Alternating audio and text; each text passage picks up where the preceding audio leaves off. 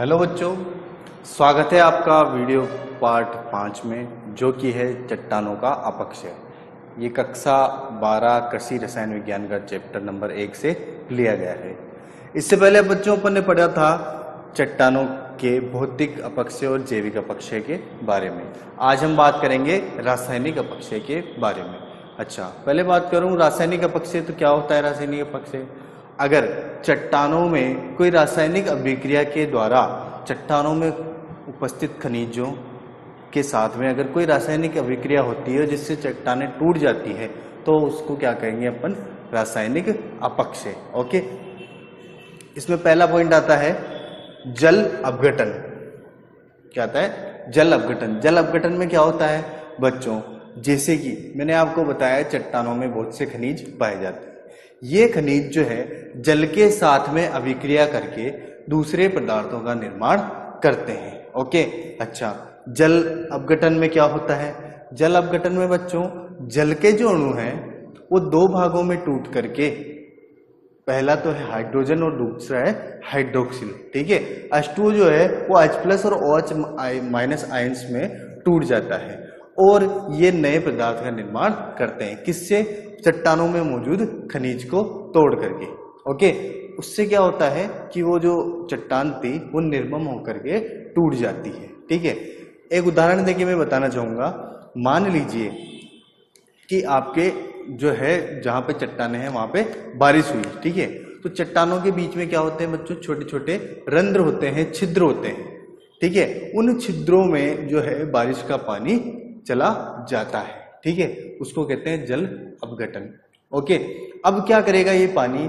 ये पानी उस चट्टान में मौजूद खनिजों के साथ रासायनिक अभिक्रिया करना शुरू कर देगा और नए पदार्थों का निर्माण करेगा। अगर ये उन खनिजों को तोड़ता है तो जाहिर सी बात है कि चट्टानों में गैप होगा और गैप होने से क्या होगा?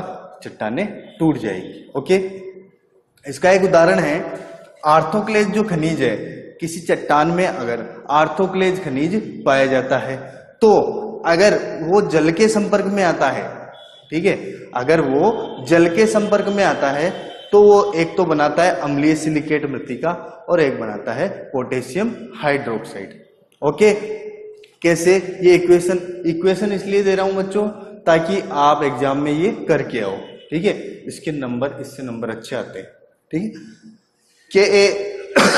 KaSi3 और O8 का जो है जल के साथ में अपघटन हुआ तो क्या हुआ? मैंने बताया जल के जो है दो अणुओं में टूट जाता है। ठीक है, तो यहाँ क्या हुआ? जल जैसे ही टूटा तो उसने क्या कर दिया? एक जो है हाइड्रोजन तो इधर दे दिया और हाइड्रोक्सिल इधर करके पोटेशियम हाइड्रोक्साइड का निर्माण इधर कर दिया। यहाँ तो बनी अपनी अम्लीय सिलिकेट मृतिका और यहाँ पे क्या हुआ? पोटेशियम हाइड्रोक्साइड बना। ओके,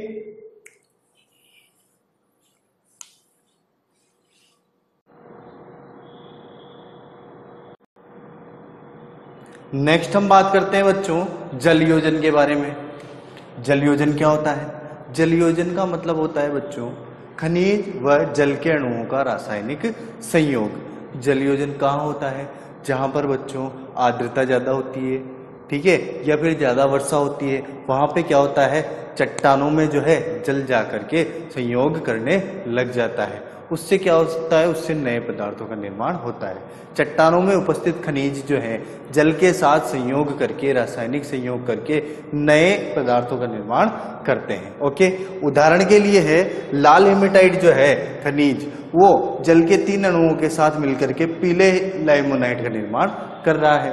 नेक्स्ट बात करते हैं कैल्शियम सल्फेट जो है जल के साथ, जल के 2 अणुओं के साथ संयोग करके और जिप्सम का निर्माण कर रहा है। बच्चों ये जो निर्माण तो इन्होंने कर लिया, परंतु इस निर्माण में क्या हुआ? रासायनिक अभिक्रियाओं के कारण क्या हुआ कि चट्टानें जो है निर्बल हो गई। ठीक है, चट्टानों में क्या हुआ? गैप आकर के चट्टानें टूटना शुरू हो जाती है। ओके,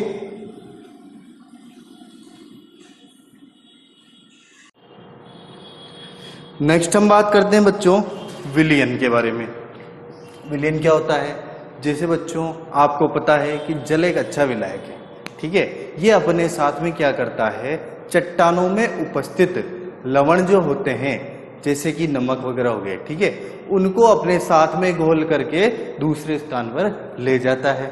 अब अगर चट्टानों के खनिज घुल करके और पानी के साथ चले जाएंगे तो क्या होगा, वहां पर जो जगह है वहां गैप बन जाएगा और वो जो गैप है जिससे चट्टाने निर्मम होके उनका अपक्षय हो जाएगा, उनकी वेदरिंग हो जाएगी।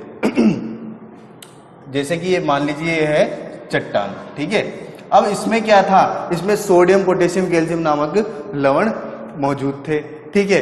बारिश आती है या किसी भी प्रकार से वो पानी के संपर्क में आते हैं तो क्या होता है, इस पानी के संपर्क में आके ये विलयन जो है और भी ज्यादा विलायक होकर के और पानी के साथ बह करके चले जाते हैं, ठीक है। और यहाँ पे जो है चट्टानों में छोटे छोटे छिद्र हो जाते हैं और जिससे निर्मम होके जो है बाद में क्या होगा, ये जगह जगह से क्रैक हो जाएगी। ओके, एग्जाम्पल के लिए इक्वेशन दे रखी है, जो NaCl विलय लवण था उसका जल के साथ क्या हुआ, विलयन बनके वो क्या है NaCl और H2O में जो है अलग अलग टूट करके बह गया, ठीक है। और चट्टान जो है वो आपका अपक्षयित हो गई। ओके, नेक्स्ट हम बात करते हैं बच्चों रासायनिक अपक्षय में ऑक्सीकरण के बारे में। ऑक्सीकरण क्या होता है, ऑक्सीकरण का मतलब होता है बच्चों ऑक्सीजन का संयोग। किसके साथ, चट्टानों में उपस्थित खनिजों के साथ में अगर ऑक्सीजन का संयोग होता है तो उसे क्या कह देते हैं अपन, ऑक्सीकरण। ये ज्यादातर कहाँ होता है बच्चों, ज्यादातर जहां पर मृदाओं में जो है फेरस यानी कि लौह तत्व ज्यादा होते हैं, जिन चट्टानों में लौह तत्व ज्यादा होते हैं वहां पे ऑक्सीकरण ज्यादा होता है। क्या होता है कि चट्टानों में जो लौह तत्व है उसके साथ में ऑक्सीजन का संयोग हो जाता है। ऑक्सीजन का संयोग होने से क्या होता है, उनका जो है अब चट्टानों का अपक्षय हो जाता है। कैसे, जैसे मान लीजिए आग्नेय बेसाल्ट चट्टानों में ज्यादा होता है बच्चों, ठीक है। आग्नेय बेसाल्ट चट्टानें होती है उसमें ऑक्सीकरण ज्यादा होता है। या फिर आपने कहीं पे लाल मृदा या पीली मृदा देखी हो तो किसके कारण बनी है, ऑक्सीकरण के कारण।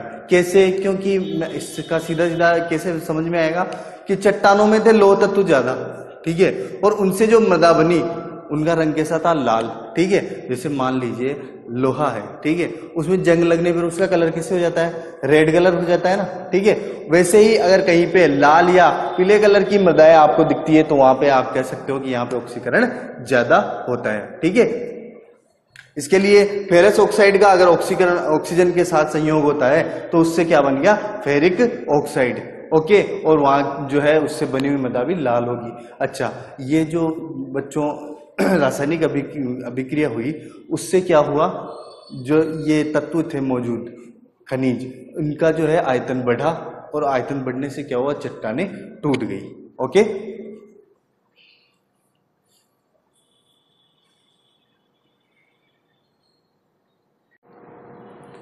नेक्स्ट हम बात करते हैं बच्चों अपचयन के बारे में, ठीक है। अपचयन क्या होता है ऑक्सीकरण में तो क्या हो रहा था, ऑक्सीजन का संयोग, ऑक्सीजन जुड़ रही थी। अपचयन में क्या होगा, ऑक्सीजन का निकलना, यानी कि ऑक्सीजन निकल रही है। कहाँ पे होगा ये बच्चों, जहां पे पानी की अधिकता हो जाएगी, ठीक है। तो क्या होगा, चट्टानों में उपस्थित खनिज जो है ऑक्सीजन के अणुओं को स्वतंत्र छोड़ देंगे, उससे क्या होगा, चट्टानों का अपक्षय हो जाता है।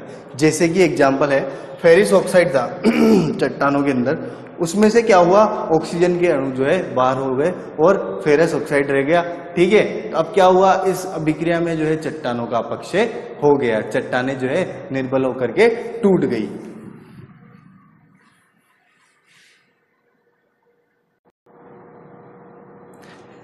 नेक्स्ट हम बात करते हैं बच्चों कार्बोनीकरण के बारे में। क्या होता है कार्बोनीकरण, कार्बन डाइऑक्साइड का क्षारों के साथ में जुड़ना क्या कहलाता है बच्चों, कार्बोनीकरण। ओके, इसका उदाहरण से समझते हैं। जैसे कि कार्बन डाइऑक्साइड और जल ने मिलकर के क्या बना लिया, कार्बोनिक अम्ल बना लिया। अब आपकी चट्टानों में है बच्चों कैल्शियम कार्बोनेट, यानी कि चूना युक्त पदार्थ आपकी मृदाओं में है, ठीक है।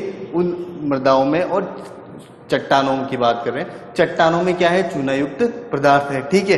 वो कार्बोनिक अम्ल से मिलकर क्या बनाएंगे, कैल्शियम बाय कार्बोनेट बना देंगे। ओके, जैसे कि चूना पत्थर आप जानते हो, ठीक है। चूना पत्थर क्या होता है, एक मोटी डली होती है, ठीक है, बहुत ही कठोर होता है। उसको ला करके आप पानी में जो है भिगो दो। ठीक है, पहले के जमानों में चूना पोतते थे ना घरों में, वो क्या लाते थे, डले लेके आते थे चूने के लाके उसको एक पात्र में डाल के उसमें पानी डालते थे। पानी डालते ही क्या होता है, उसमें बहुत ज्यादा गर्मी बढ़ जाती थी और जो है बुलबुले से, पानी गर्म होकर के बुलबुले से उठने लग जाते थे। ठीक है, वो क्या प्रक्रिया हुई, वो कैल्शियम बाइकार्बोनेट बन चुका था वो चूना पत्थर। ठीक है, ओके। अच्छा, इसी यही प्रक्रिया जो है चट्टानों में भी होती है, तो उससे क्या होता है, चट्टानें जो है लूज हो जाती है थोड़ी। ठीक है, कठोर नहीं रहती और लूज होकर के क्या होता है, उनका अपक्षय हो जाता है। ओके।